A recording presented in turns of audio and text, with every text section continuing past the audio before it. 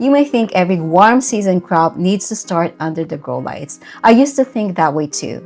But over time, I realized that some crops were taking up valuable space in my grow room when they did not really need to be there. So now there are a handful of seeds that never entered the grow room at all. Instead, I sow them in pots and place those pots directly outside. Today, I will show you which crops I start this way, why I changed my system, and how this frees up space for other projects later in the season. My name is Donabelle and welcome to Highgarden.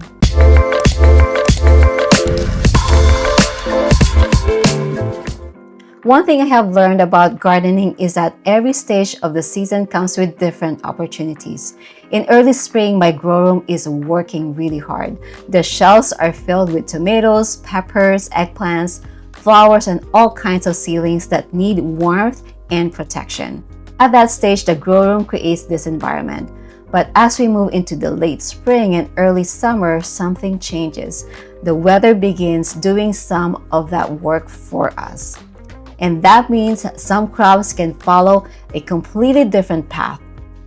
This year, there are 5 crops that never touched my grow rack at all: zucchini, cucumber, butternut squash, watermelon, and sunflower.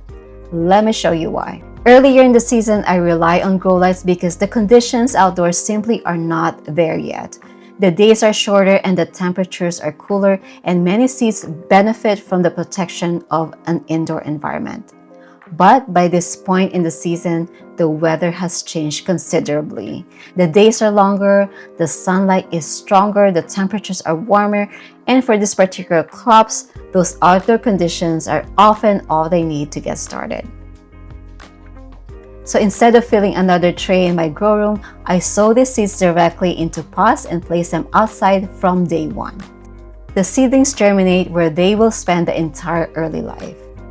And for fast-growing crops like squash and cucumbers, that works remarkably well. One of the biggest benefits of this approach is that I completely skip the hardening off process. If you have watched my hardening off video, you know that seedlings grown indoors need time to adjust to the outdoor conditions. They need to become accustomed to direct sunlight, wind, and fluctuating temperatures. That process is important, but it also is another step. These seedlings never need that transition. They start outdoors, they grow outdoors, and they stay outdoors. Woohoo! There is no adjustment period because they have been exposed to the natural conditions from the very beginning.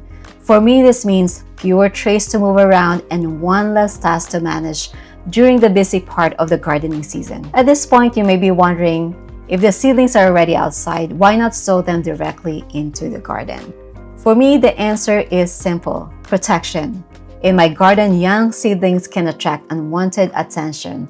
Whether it is rabbits, squirrels, or other critters, a tiny seedling can disappear surprisingly quickly. Starting these crops in pots gives them a little extra protection while they are young.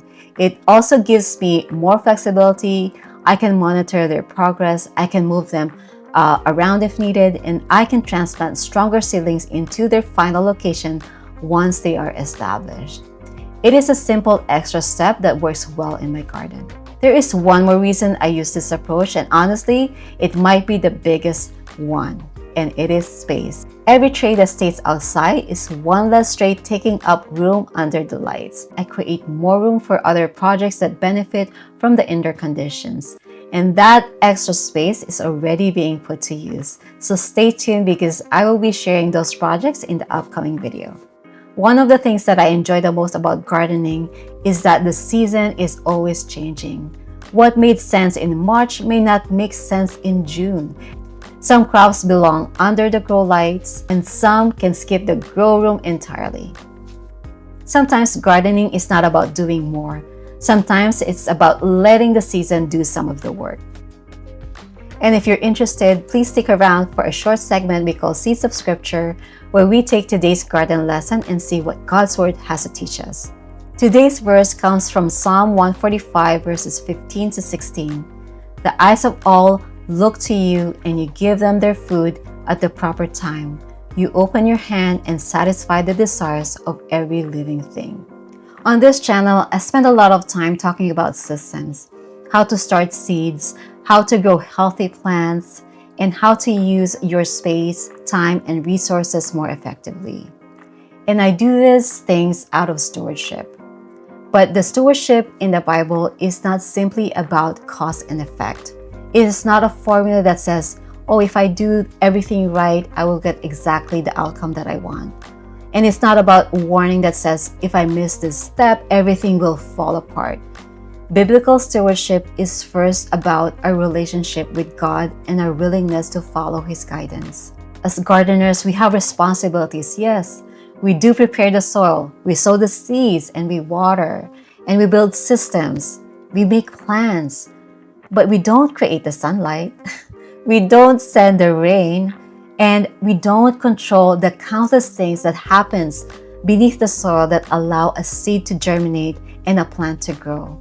Ultimately, God is the provider. He is the one who provides everything we need and sustains every living thing.